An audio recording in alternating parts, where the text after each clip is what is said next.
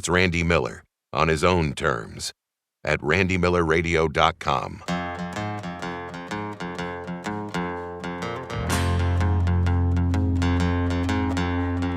People say the blues is just a good man feeling bad. I don't know about you, that's not the kind of blues I have. I'm a bad man. Not really a bad man. I'm feeling good. I do feel good. Yes, I'm a bad man. Let's get that understood.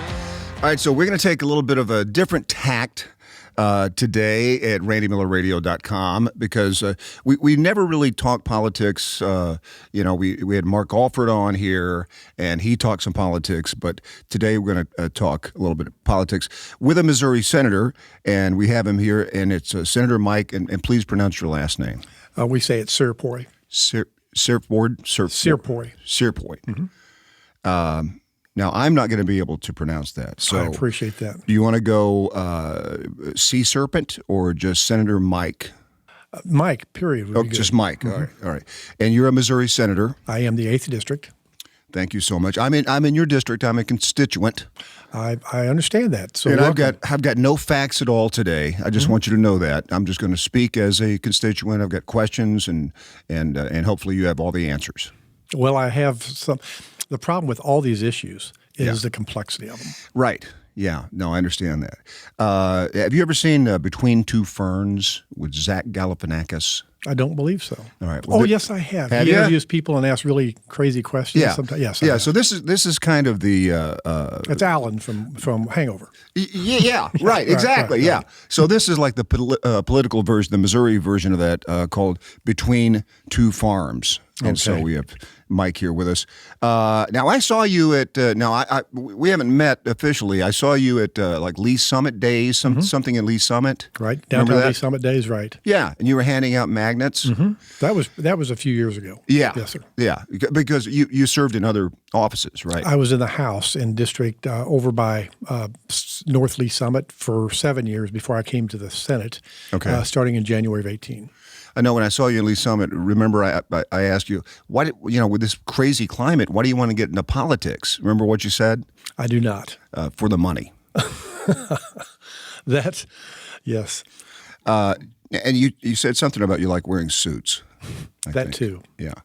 But I want to talk about this big news. I get all of my news from the Nextdoor app. Okay. Do you? No. And so I was watching it one day, and there was something about a personal property tax in Missouri, which by the way, nobody likes the personal property tax. They don't. No. I mean, why would you? You know how many other states do it? No. 26. Okay. I knew that. Okay. That's called ambush journalism. But so it's so crazy that we have to pay taxes on things that we already own, no matter how old they may be. Right. Okay, number one, where does that money go? It stays in the county. None of it goes to Jeff City. So whenever we're dealing with this, whether it's personal property, real estate, or commercial, because they all pay property taxes, the money always stays local. Probably 70%, 75% of it goes to the school districts. Okay. The rest of it goes to library districts, fire districts, community college districts, the disabilities folks, the Senate Board 40 board. The city gets a little bit of it. So it's spread pretty far. But the preponderance of it goes to school districts. But now I heard we were getting rid of all the libraries. I don't know that'll be true. Is that true? I don't think so. I think there's the House budget defunded them from a state point of view, but still they get a lot of local money too. I mean, we built so many. I mean, there are so many libraries around here now. I don't disagree with that because I don't ever go to the library anymore. Everything I do for the library is online. Yeah. So I'm amazed when they're spending money to rehab these libraries. I know. Because but I don't they're ever packed. go. They are. And a lot of it is a free coffee. They have coffee shops now. They're pretty nice, but they're spending a lot of money. Spending a lot of money in the libraries. I did when I was on Q104, I did a thing for National Reading Day one time. And I said that we hid $1,000 check in one of the books at the main library. And if you find it, you get to keep it. Mm-hmm. And people were, because I did it to encourage reading. And it was quite the melee. I imagine that check's still waiting to be found. Oh, no. Somebody they got did it. find it? Okay. There are a bunch of books that are on the floor. But, hey, we are talking to Senator Mike here on Randy Miller Radio. So anyway, I'm looking at my Nextdoor app one day, and it's crazy. People are just are going nuts because there's finally a proposal in the Missouri legislature to either reduce or eliminate the personal property tax. And the Nextdoor app said the one guy standing in the way of this is you. I've had emails to that effect. Yes. Well, in fact, I emailed you, and I will say this. I didn't know if I'd get a response back. I got a response back maybe the same day from your chief of staff. So that was impressive. And then I talked to her about you coming on the show, and here you are. And so I commend you for all of that. So give me the lay of the land there. Is that true? Well, first off, there is not just one bill about property taxes in Jeff City. I filed 3 myself. There is probably a total of about $3 billion worth of tax cuts that have been filed. And that's one of the problems is nobody, myself included, when you file these bills, you don't know the impact it's going to have until you get the fiscal note. When you file legislation down there, we have a group then that sends out requests to whatever it's impacting. If it's the state stuff, they send it out to the departments. If it's county stuff, they send it out to counties. And if it's city stuff, they send it out to cities to see what the fiscal impact of that legislation will have. The fiscal impact on this one was very high. It was north of $500 million. And that's the problem is this would defund so many things if we passed it. And it's really not that big a deal for Jackson County and the big counties because we have a ton of commercial property that gets taxed and real estate property. But you go to a Class 2 or Class 3 county, all they have is personal property. And it would really... What about the marijuana tax that we just passed? Well, we passed it locally, but these other counties have not done that yet, and they're going to have to put that on the ballot. I don't know how much marijuana they're going to sell in Lynn County, but that's the problem is we have a lot of other tax revenues coming into the county here, but some of these counties have 4,000 or 5,000 people. We had to do a state thing to put 911 service in some of these counties. There's so few people there. All their property is ag. Ag is taxed at 12% of productive value. And so the money from that is not very much.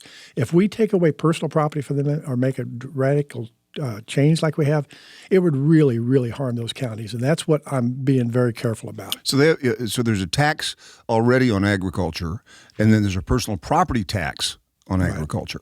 Well, on agricultural property, combines, ag tax is 12% of productive value. This is where it gets in the weeds a little bit, and I apologize. Commercial property is taxed at 32%. Real estate property, like your home, is taxed at 19% of assessed value. And then personal property is assessed at 33% of actual value. So Jackson County, we've got a ton of commercial property that's taxed at 32%, and these buildings are expensive, so there's a lot of money there. But some of these counties have no commercial property. And the ag tax is 12% of productive value. They've got 8 layers of production. And so some of these places, they don't get $2 an acre for some of these non-productive counties that don't have a lot of farm. And that's the thing. You just have to be careful.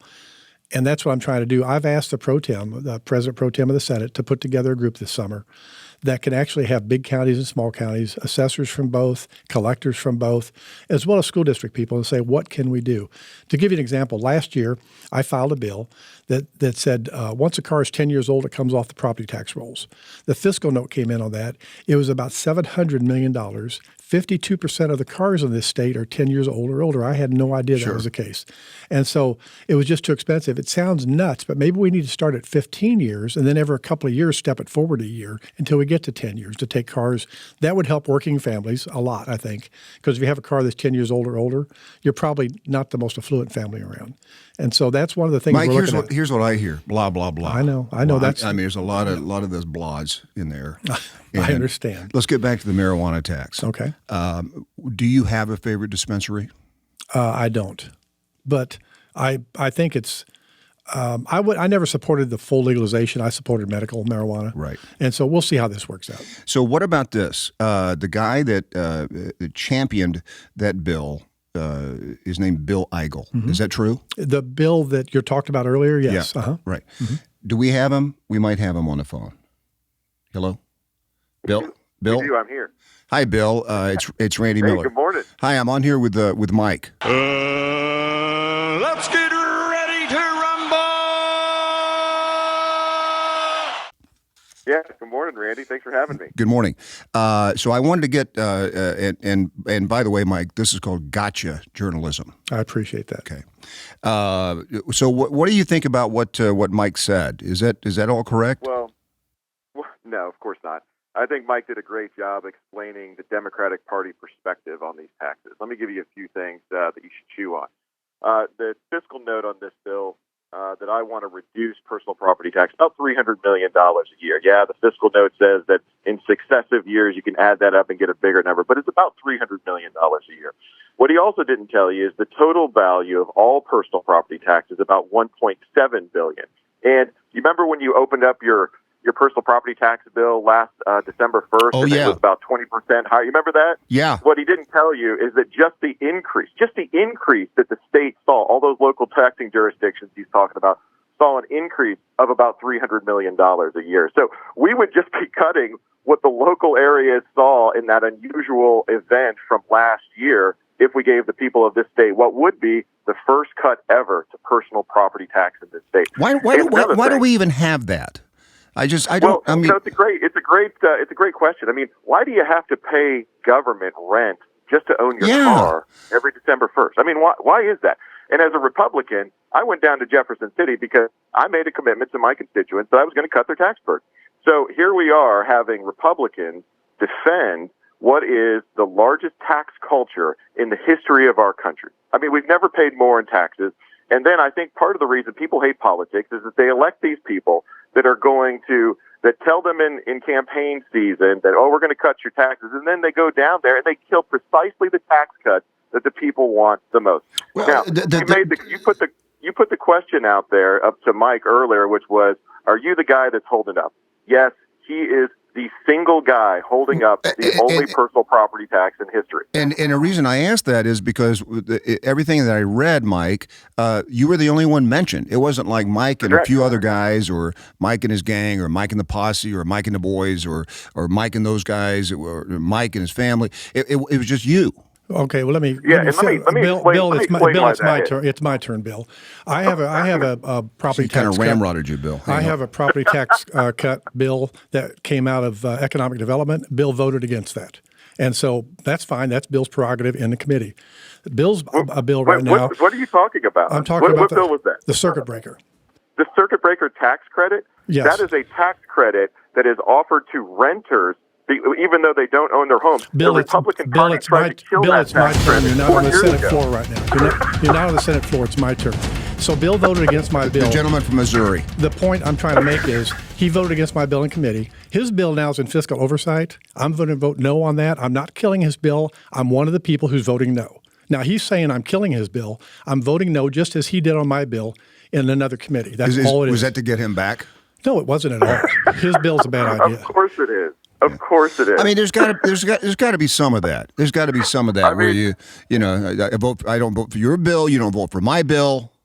In this case, what people don't realize, and Bill's trying to kind of confuse people on, the Fiscal Oversight Committee, they're not a policy committee. They are there to look at the fiscal impact on different political subdivisions of how these bills will impact it. I take that responsibility seriously, and that's why I'm going to vote no on his bill if it ever comes to a vote. If he told the chairman to hold a vote, they can have a vote tomorrow when we return. But they're not going to do that, I don't think, because he's got the votes. And that's on Bill. That's not on anybody else. Bill, wait, how is it on me when Mike Searfoy is the guy voting no on it? Well, I'm not the only Mike no. Bernstetter and 2 Democrats are holding that bill up in the Fiscal Oversight Committee, where it will die because of his vote. And this is why people hate politics.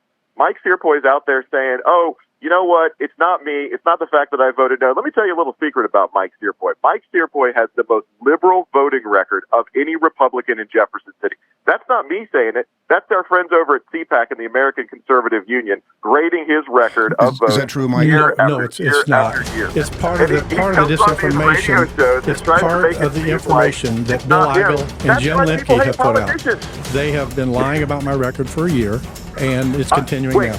American Conservative Union's lying about your record? Actually, you misquoted that. I've got a 77% rating from American Conservative Union. 77% amongst all votes puts you as one of the lowest rated Republicans in the Senate today. That's exactly what I said, Mike. Let me add my congratulations. No, it's just not true. If you look at the ACU scorecard, that's just not true. What I like to say you just said it was 77%. That's one of the lowest scores, Mike. It's not one of the lowest scores. I always say you vote for the person and not the party. Do you agree with that? I agree with that. Normally, the Republican Party, is what I align with. But it's just like last year, Bill and his friends were saying I supported transgender sports because I voted no on a silly amendment that his team offered. This year, we banned transgender sports. Is he coming out and saying, "Oh, I was wrong"? Now Mike does support banning that? No, of course not. He's full of misinformation. He did it last year. I'm not pro-life because MRL didn't endorse me last cycle. I voted to ban abortion in the heartbeat bill. And so the man who voted to ban abortion in the heartbeat bill is not pro-life. That is ridiculous. That's what Mike, the reason you lost your Missouri Right to Life endorsement is because 2 summers ago, you voted against defunding Planned Parenthood so you could preserve a credit for Missouri hospitals. You voted against defunding Planned Parenthood. That's why you lost your Missouri Right to Life endorsement. That's not me telling lies about you. That's your record. That's why you score bad on the CPAC scores. That's why you score bad on almost every scorecard in the country. As I said earlier, Randy, the details on this stuff is really in the weeds. That it's really complicated. I mean, I'm more confused now than I was. When Bill says things like that, he's just telling you about 10% of the truth. I did vote for the FRA, which is a federal reimbursement allowance, $4 billion for our hospitals. You voted against the amendment that would have defunded Planned Parenthood. His amendment that he's talking about would have put us out of compliance with CMS, which is the Center for Medicaid Services, and we would have been out of compliance, and our funding would have been in jeopardy. A serious legislator. So you voted against defunding Planned Parenthood because you were afraid of losing federal money. That is exactly right. And serious legislators. That's why you lost your Missouri Right to Life endorsement. And we've banned abortion, so I don't even know why this is important anymore. Might want to go to is just every time somebody asks you a question, you go, "Mike got this." It's frustrating because the lie is a sentence and the explanation is a paragraph. Well, here's the thing. I can't believe, and Bill, I want to ask you this. And how long have you been in the legislature?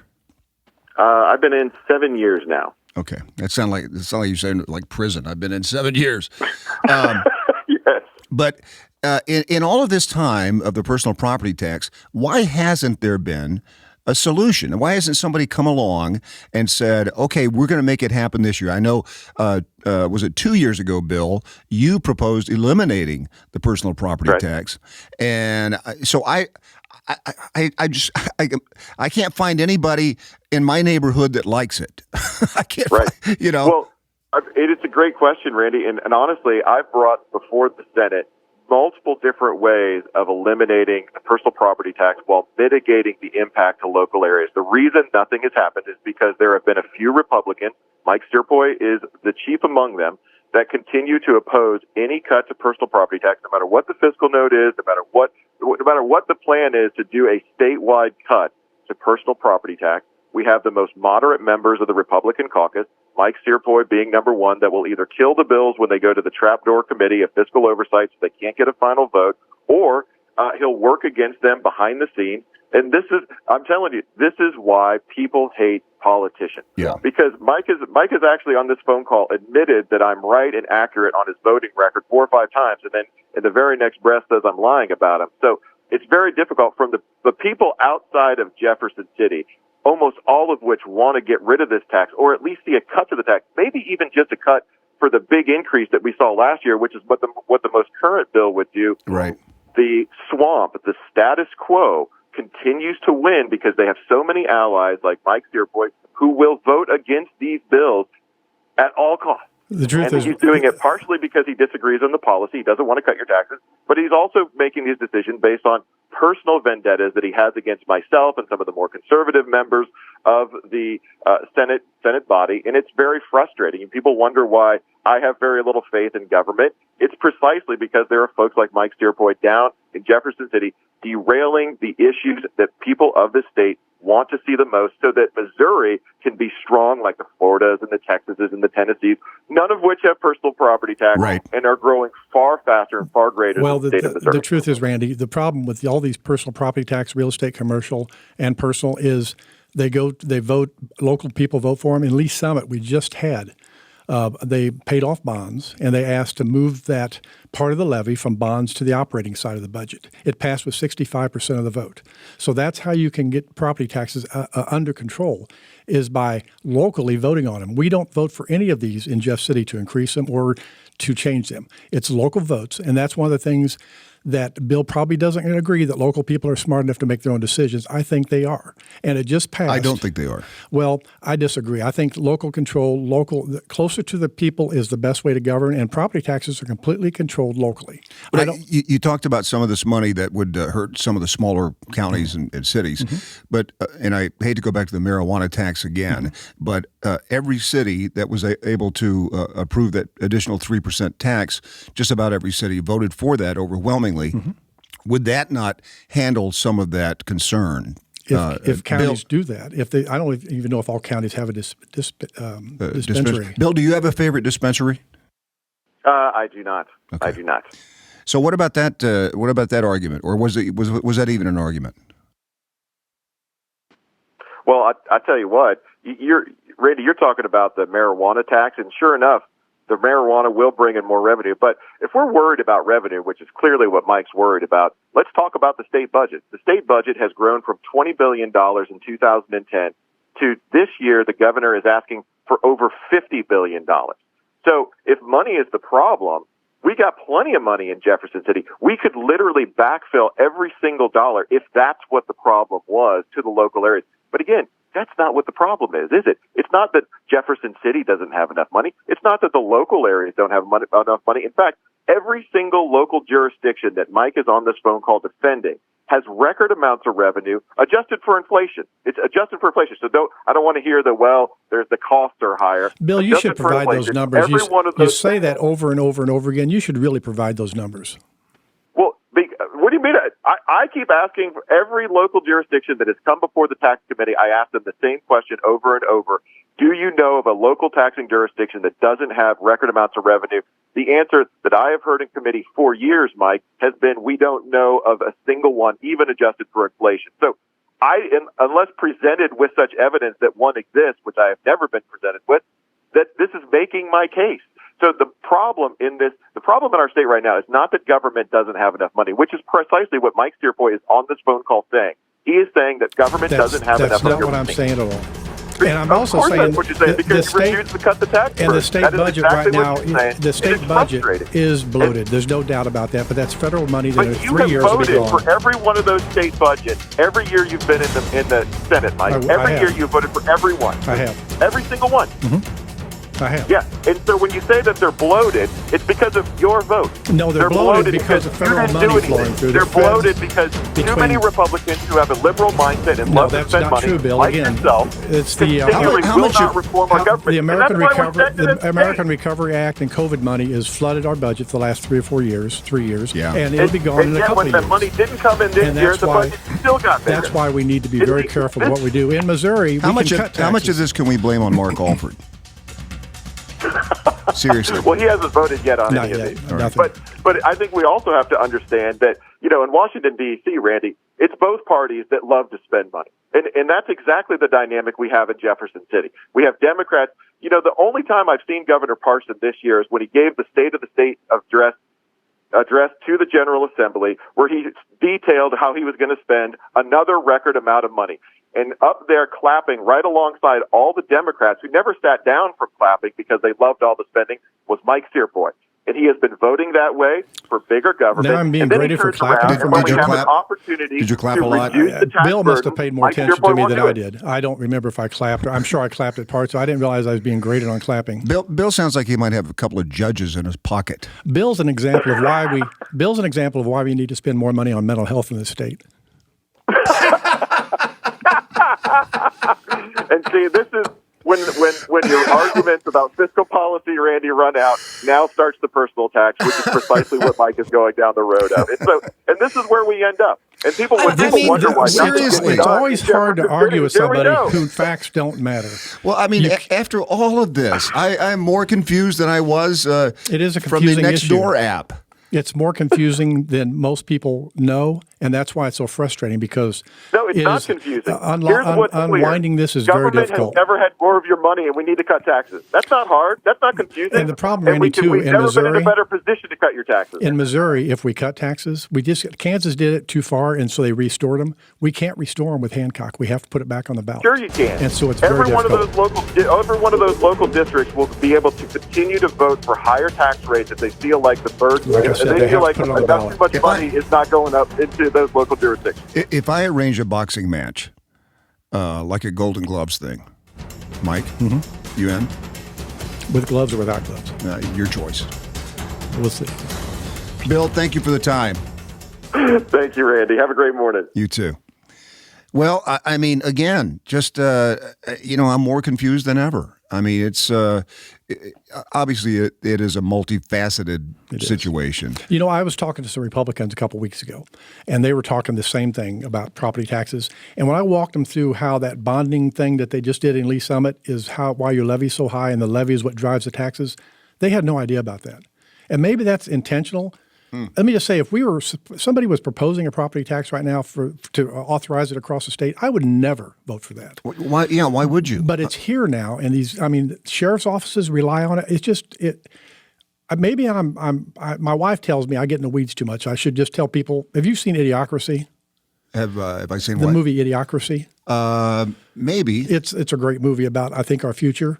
They just blurt out things about people. And everybody applauds. If they get in the weeds, they say you talk like a puss, and so it's just crazy. Right. Well, maybe that's a way to go. And that's where we are, because what Bill says is really easy to say. Just like he says, every taxing jurisdiction across the state has more money than it's ever had. To me, if you make those kind of statements, you should have some facts. Right. But then he turns around and says, "Will you prove I'm wrong?" Right. That's nuts. I mean, and that's what maybe I'm wrong, but in fiscal review, it's. I've had a lot of school districts, a lot of people come and talk to me and tell me how damaging this would be. I would love to do something about it, but we need to be careful. I just don't know of anybody that Bill on there. I've heard him many times say personal property is punishing people for paying personal property. I'm not sure educating the next generation is punishment, because that's what a lot of this money goes for, is the school districts. Yeah, I mean, but it still just astounds me that there aren't more people standing in a way like you are, if that's the truth. I mean, why? Well, right now it's on the floor. There will be, but it hasn't got to the floor. And I'm not killing it. I'm just not going to vote for it because it's bad fiscal policy. Now, Bill says I'm standing in the way. He stood in the way or tried to. He just the committee voted for my bill, and so it's just disingenuous to say that I am killing his bill. I'm a no vote in committee. Simply put, that's what I'm going to do. All right. I wish I had the power to kill bills by myself. I don't. I want to kill Bill. Is what you're saying? No, that's not what I said. Well, Mike, hey, thank you for taking the time. I appreciate the time. I'm going to do my own research, and that's what I would encourage people to do: is just dig into that and find out what the deal is. I mean, it's easy to say. Nobody loves a personal property tax, and I agree. And you know what really drove people crazy last year? I've got a it's a 2001, so a 22-year-old Toyota pickup truck. And last year, the taxes were higher than the year before. And that's really a weird, because used car prices have gone up and they use Kelley Blue Book or some equivalent to value these things. And that's what really pissed people off. Yeah, I just bought a 2002 radio station van, 2002, and had to pay an exorbitant amount of personal property tax on it. That's ridiculous. I know it. And Randy, I'm going to next year, what I hope to do is this study group we're going to have this summer. I'm hoping to do something to get older vehicles off the property tax rolls. I'm hoping to do something to get circuit breaker, which Bill hates, but it's for low income people, seniors, a tax credit on their real estate property. And I like to do something to help. I've heard from a lot of people that are retired that are not affluent. I don't think Bill Gates or Warren Buffett need to have a tax cut break. But I think people making $50,000, $60,000, $70,000 in retirement probably need to put some cap. Right. Jeff Coleman out in Blue Springs and Green Valley, a state rep, he's got a really good bill, I think, that puts freezes and then caps them at either 3% or the cost of living, whichever is lower, year over year.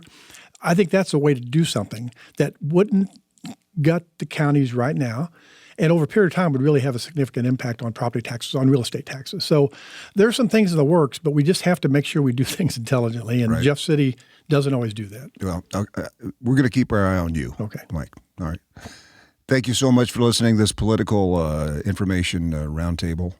Not exactly a roundtable, right here at RandyMillerRadio.com. Thank you. RandyMillerRadio.com